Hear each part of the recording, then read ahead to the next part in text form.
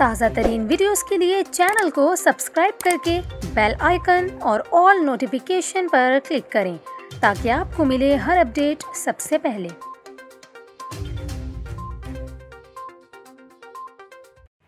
और यहाँ पर आपको खबर दें, हुकूमत ने अदम एतमाद पर असखुद नोटिस केस के लार्जर बेंच के फैसले पर नजरसानी दरख्वास्त दायर कर दी। पाकिस्तान तहरीक इंसाफ के रहनुमा असद उमर ने सुप्रीम कोर्ट के 5 रुकनी लार्जर बेंच के 7 अप्रैल 2022 के फैसले पर नजरसानी की दरख्वास्त दायर की है। असद उमर ने यह दरख्वास्त बाबर ऐवान और मोहम्मद अजहर सिद्दीक एडवोकेट के तवस्सुत से दायर की है, जिसमें अदालत उज़्मा के 5 रुकनी लार्जर बेंच का 7 अप्रैल का हुक्म वापस लेने की इस्तदा की गई है।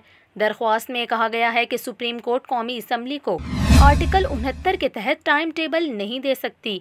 वाज़ेह रहे कि सुप्रीम कोर्ट ने तहरीक अदम एतमाद से मुताल्लिक 3 अप्रैल की डिप्टी स्पीकर की रूलिंग को कलअदम करार देते हुए कौमी असम्बली बहाल करके अदम एतमाद पर वोटिंग का हुक्म दिया था।